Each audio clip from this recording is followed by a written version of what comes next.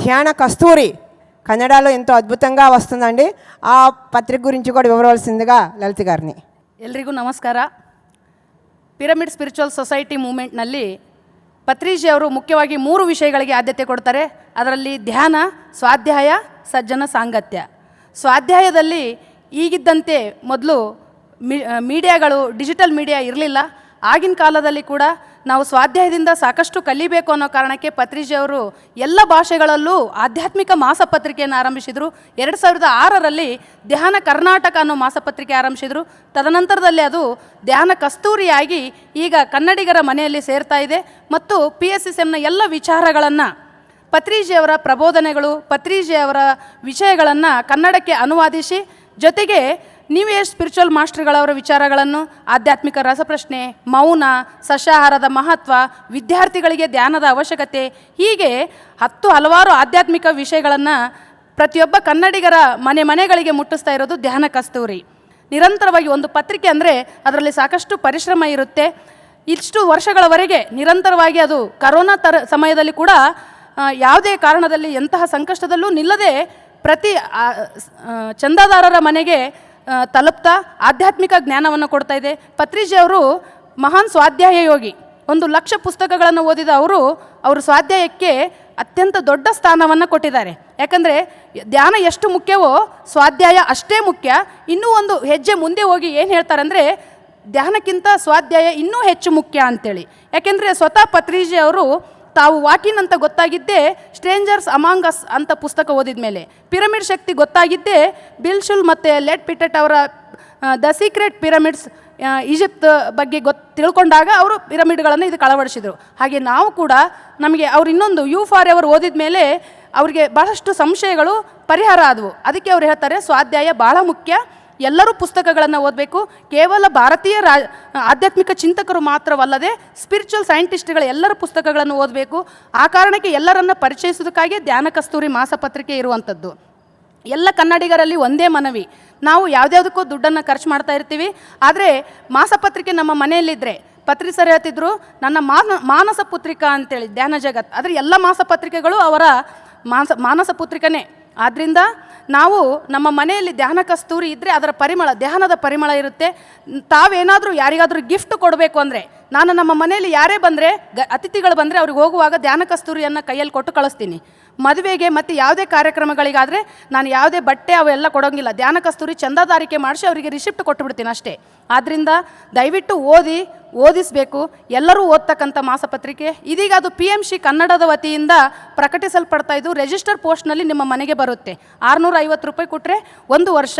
ಇದೇ ಸಭಾಂಗಣದ ಶಕ್ತಿ ಸ್ಥಲ್ ಪಕ್ಕದಲ್ಲಿ, ಪಿರಮಿಡ್ ವ್ಯಾಲಿ ಪಕ್ಕದಲ್ಲಿನೇ ಸ್ಟಾಲ್ ಪಕ್ಕದಲ್ಲಿ ಧ್ಯಾನ ಕಸ್ತೂರಿ ಸ್ಟಾಲ್ ಇದೆ.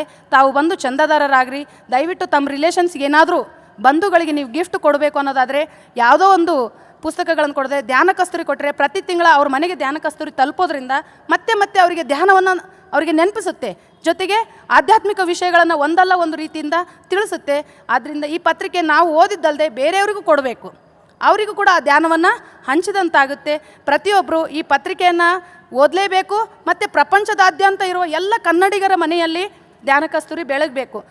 అందుకే మీ ఎందుకు ధ్యాన జగత్ ఆంధ్ర వాళ్ళు కూడా మీ రిలేషన్స్ కర్ణాటకలో ఉంటే అక్కడ ఉన్న వాళ్ళ కన్నడ వాళ్ళకి ధ్యాన కస్తూరి చదవాలని చెప్తూ, ఇలాంటి అవకాశం ఇచ్చిన వేదికకు నేను కృతజ్ఞత చెప్తూ, ಧ್ಯಾನ ಕಸ್ತೂರಿಗೆ ಪ್ರಧಾನ ಲೇಖಕರಾಗಿ ಸೇವೆ ಸಲ್ಲಿಸುತ್ತಿರುವ ಡಾಕ್ಟರ್ ಗೋವಿಂದ ರಾಜು ಅವರು ಈ ಒಂದು ಧ್ಯಾನ ಕಸ್ತೂರಿ ಕುರಿತಾಗಿ ಒಂದಷ್ಟು ಮಾತುಗಳನ್ನು ಆಡಬೇಕಾಗಿ ಅವರಲ್ಲಿ ವಿನಂತಿಸ್ಕೊಳ್ತಾ ಇದ್ದೀನಿ.